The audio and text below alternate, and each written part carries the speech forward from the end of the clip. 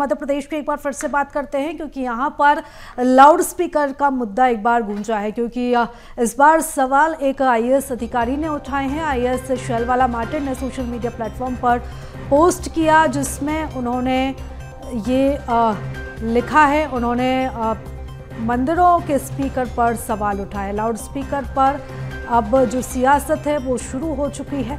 इस पर विपक्ष ने भी जवाब दिया। विपक्ष का कहना है कि प्रदेश में सरकार नहीं, दुर्भावना चलेगी। मध्य प्रदेश में लाउड स्पीकर पर अब सियासत शुरू हो चुकी है। तो आईएएस शैलवाला मार्टिन के पोस्ट पर अब जो बयानबाजी है वो देखने को मिल रही है। इधर कांग्रेस ने आईएएस फोरम में बात रखने की भी बात कही है। बीजेपी का शैलवाला मार्टिन पर बयान है कि किसी वर्ग विशेष को टारगेट करना ठीक नहीं है।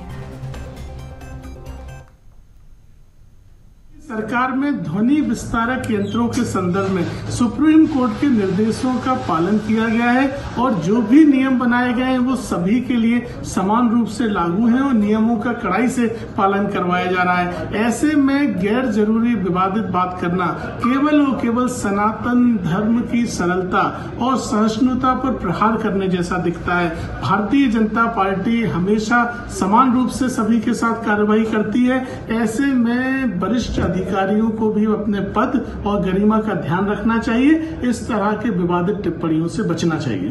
संविधान सभी को एक समानता का अधिकार देता है, सभी धर्मों को समानता का अधिकार है। अगर ध्वनि प्रदूषण होता है तो वो कोई धर्म देख के तो नहीं होता। अगर लाउड स्पीकर लगा है तो किसी भी धर्म का तो लगेगा। शैलवाला जी ने जो कहा है वो न्याय संगत बात की और कांग्रेस पार्टी हमेशा संविधान के साथ है और सभी धर्मों को अपने धर्मों का पालन करने का अधिकार है। और अगर रिस्ट्रिक्शन लगता है तो निश्चित रूप से सभी के ऊपर लगेगा। कोई एक धर्म को देख के तो नहीं लगेगा, सभी को लगना चाहिए।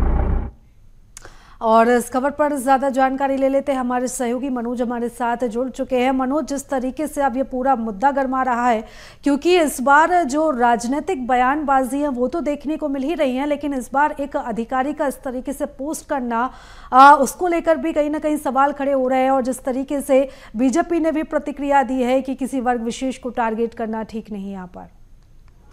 जी बिल्कुल, क्योंकि अब इस पूरे सोशल मीडिया पे जो पोस्ट किया गया सीनियर आईएएस जो कि समान प्रशासन विभाग में पदस्थ हैं, एडिशनल सेक्रेटरी के पद पर वो पदस्थ है, सीनियर आईएएस और मध्य प्रदेश कैडर से आती है। उन्होंने हालांकि एक जो पोस्ट की गई थी सोशल मीडिया पर, उसके तर्क में यानी उसके सवाल पर क्योंकि जो पोस्ट की गई थी उसमें कहा गया था कि मस्जिदों से यदि लाउड स्पीकर हटा भी दिए जाए, यदि उनके सामने डीजे और नारेबाजी होती है तो उससे क्या ध्वनि प्रदूषण नहीं होगा।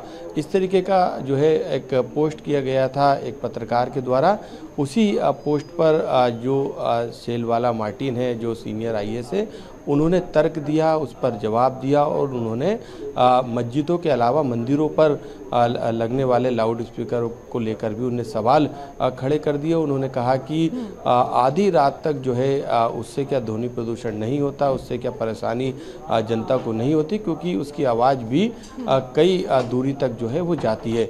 इसको लेकर अब बीजेपी और कांग्रेस की तरफ से भी बयान आए, यानी अब मध्य प्रदेश में सियासत शुरू हो गई है। क्योंकि सरकार बनने के बाद मुख्यमंत्री डॉक्टर मोहन यादव ने सबसे पहले जो आदेश जारी किए थे वो ध्वनि प्रदूषण को लेकर धार्मिक स्थलों पर लगे लाउड स्पीकरों को हटाने के लिए किए थे। इसके बाद कार्रवाई भी की गई लगातार जो है ध्वनि प्रदूषण की वजह से, क्योंकि सुप्रीम कोर्ट की गाइडलाइन भी है।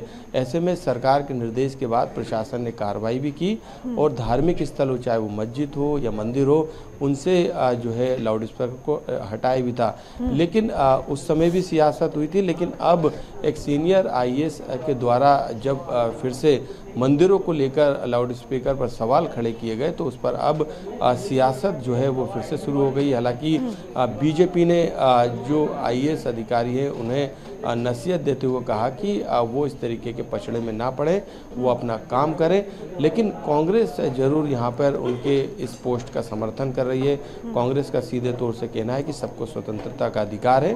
उन्होंने जो बात रखी वो समानता के तौर पर रखी, क्योंकि जो बात शुरू हुई थी मस्जिद के लाउड स्पीकर लेकर से उस पर उन्होंने अपनी प्रतिक्रिया दी। तो अब मध्य प्रदेश में फिर से लाउड स्पीकर को लेके जो साउंड है वो राजनीति में तेज नजर आ रहा है, यानी उस पर सियासत अब थमने का नाम नहीं ले रही बीजेपी और कांग्रेस की तरफ से। बिल्कुल। और मनोज, जिस तरीके से जो वरिष्ठ अधिकारी उनका ये पोस्ट सामने आया है, अब उससे राजनीति होना तो लाजमी है, लेकिन देखना होगा कि अब ये पूरा मुद्दा कितना ज्यादा तूल पकड़ता है। फिलहाल तमाम जानकारी के लिए बहुत धन्यवाद।